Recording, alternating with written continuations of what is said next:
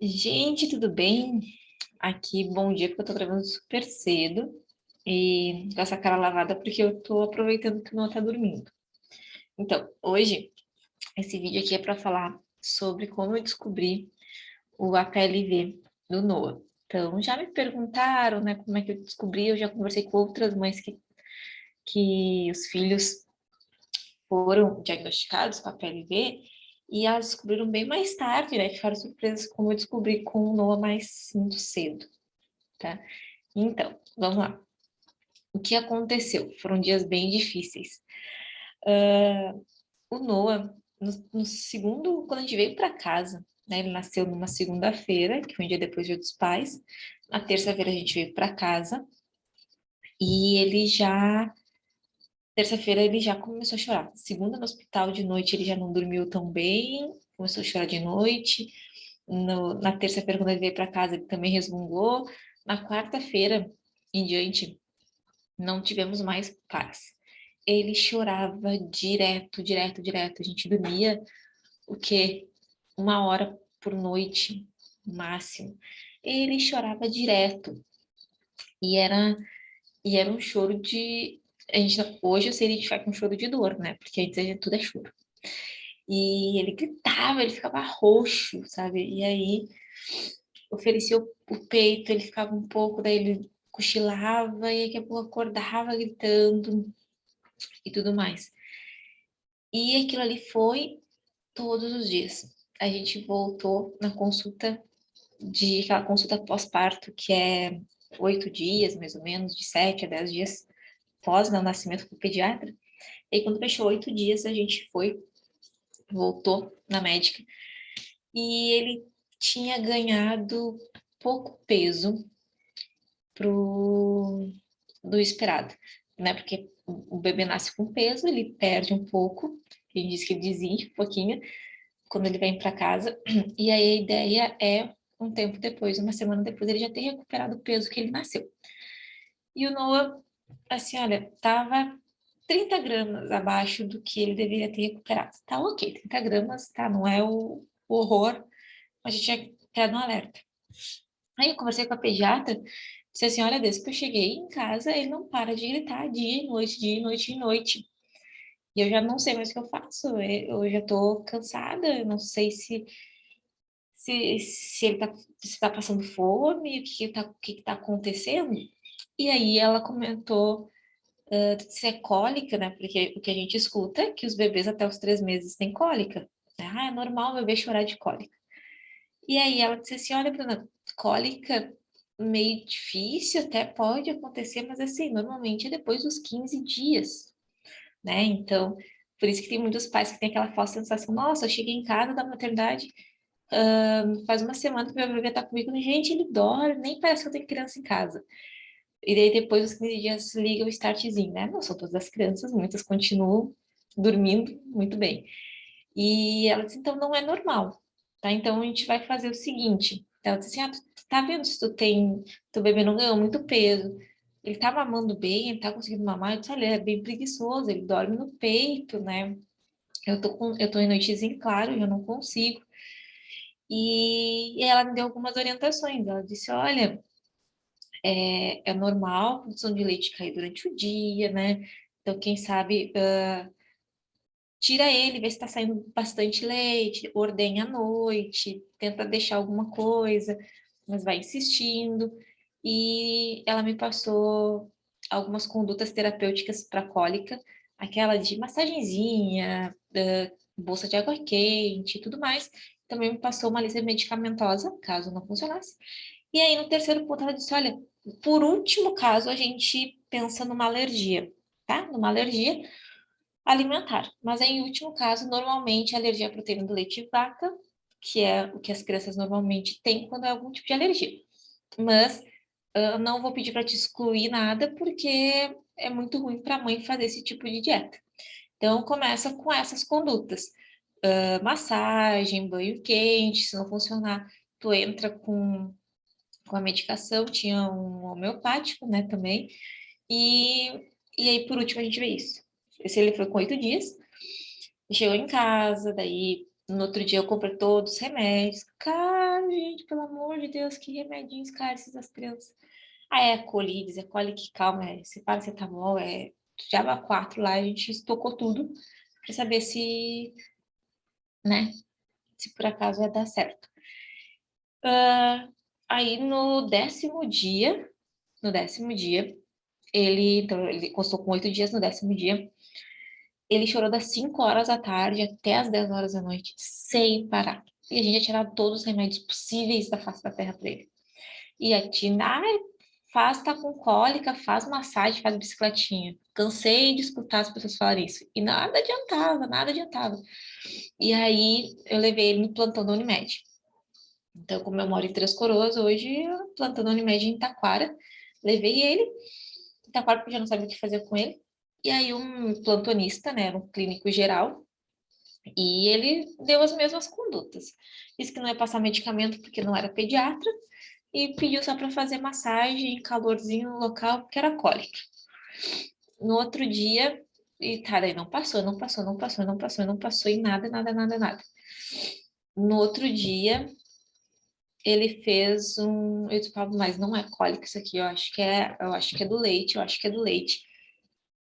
E, e aí ele deu 2 dias depois, daí eu retirei o leite, mas só tirei o leite, né?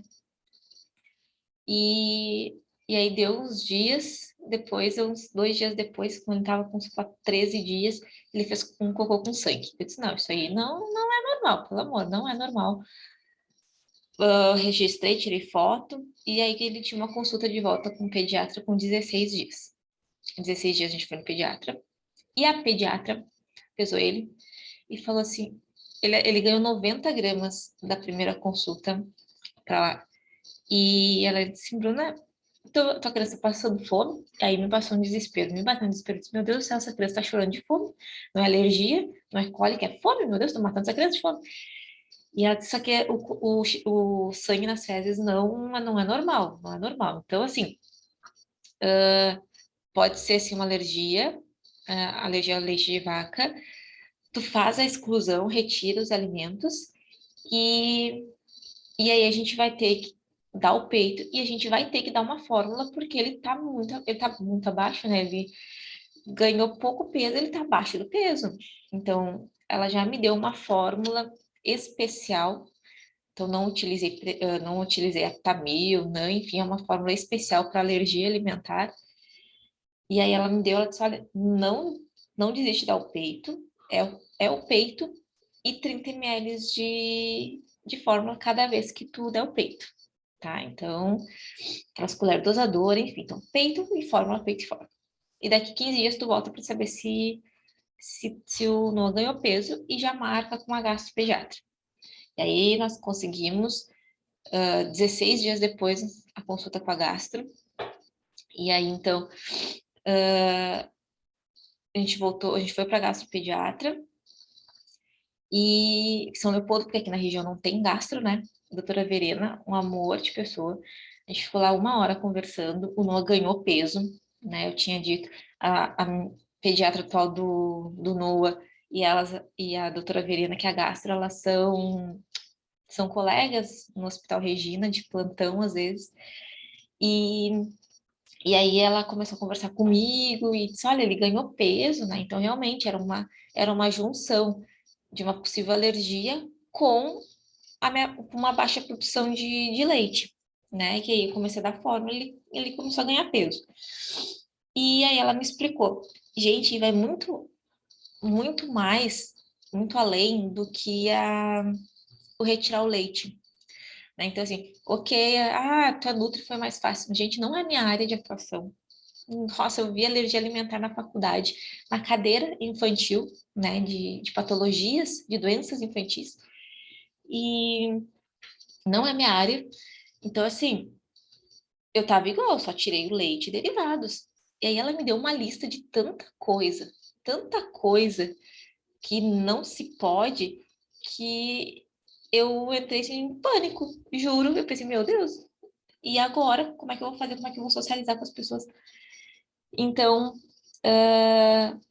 Porque, assim, além de não consumir os produtos que tenham leite e derivados nessa composição, então a gente sabe, produtos que tenham feito com leite, né, um bolo que possui leite, um biscoito, a gente tem que cuidar com a questão do contém leite, então, né, contém derivados, ou derivados não, desculpa, contém traços. Então, quando tu lê ali os ingredientes atrás do produto, não tem leite na formulação, mas embaixo está escrito assim, alérgicos, pode conter traços de leite, ovo, soja, castanha, parará, parará.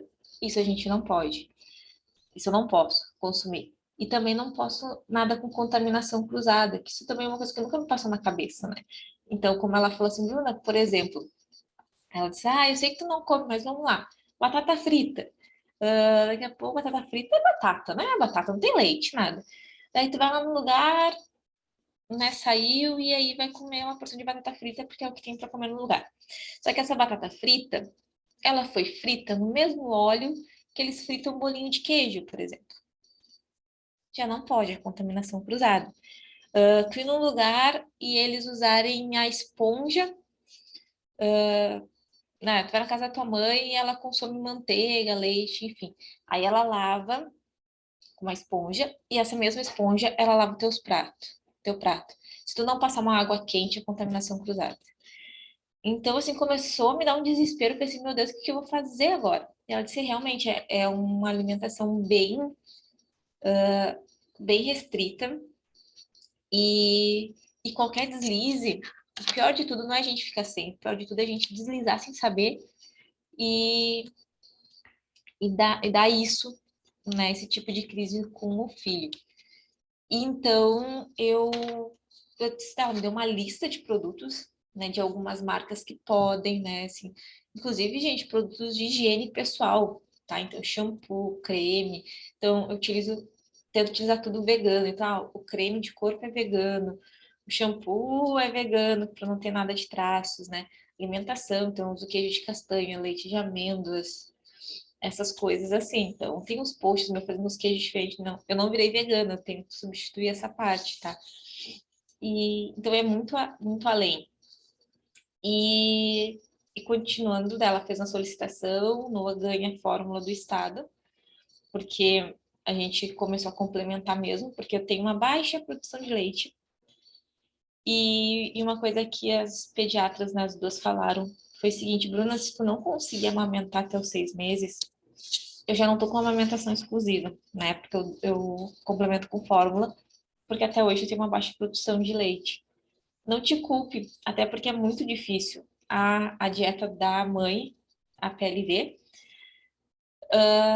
porque assim, qualquer coisa, às vezes, se eu esquecer de passar uma água quente, pedir para alguém, se eu for comer na casa de alguém, passar uma água quente, ou fazer algum tipo de higienização e eu consumir esse produto, é meu filho que vai ficar 15 dias, tá? Então, gente, assim, ó, a última crise dele, ele estava vindo bem, e aí eu consumi um produto que ele tinha manteiga ghee. E isso fazem 20 dias, mais ou menos. E a mulher não me disse que tinha essa manteiga ghee, ela só tinha dito que não tinha nada que o produto dela não tinha, a composição não tinha nada de leite e derivados. Porém, ela utiliza a manteiga ghee para untar, né? E eu consumi. O Nó ficou 13 dias fazendo com sangue. 13 dias. Então, assim, no dia seguinte, cheguei em casa, eu comi, cheguei em casa, dei o peito para ele, todo o ritual normal.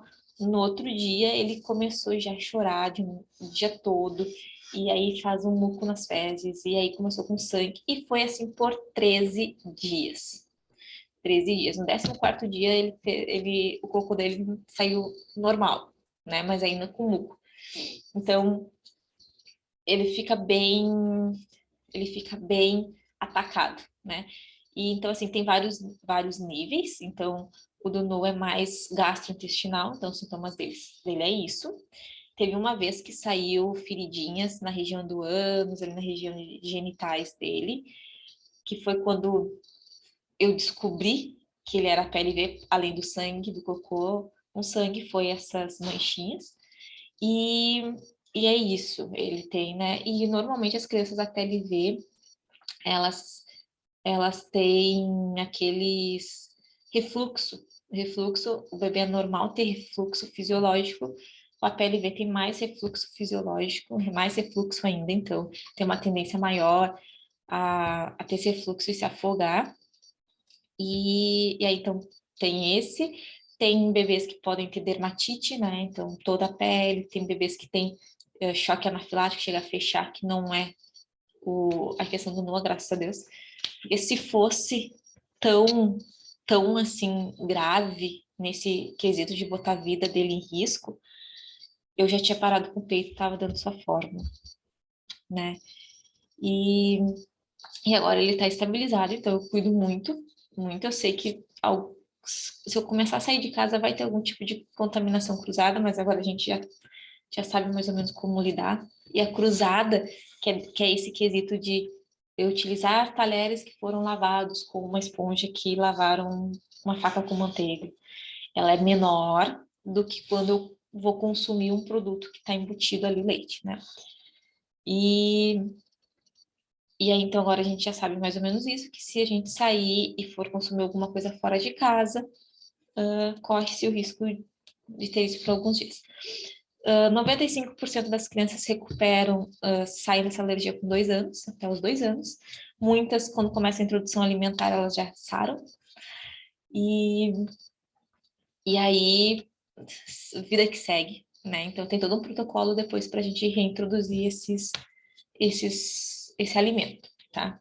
Então, gente, o que eu quero dizer para vocês, ficou bem longo esse vídeo, mas eu queria relatar como a gente descobriu a questão do APLV do NOA. E, assim, para as mães, fiquem de olho em qualquer sintoma do bebê, tá? Porque, assim, as mães que eu conversei que descobriram a PLV, elas ficaram chocadas como eu descobri tão cedo, com 15 dias, né? Claro que o cocô com sangue foi bem determinante, tá? Mas eu já tava com aquilo assim na cabeça de, não, é alguma alergia, eu acho que ele tem. Eu me lembro que na faculdade a gente comentou muito, a gente falava isso e tal, mas eu não, né, não conseguia puxar.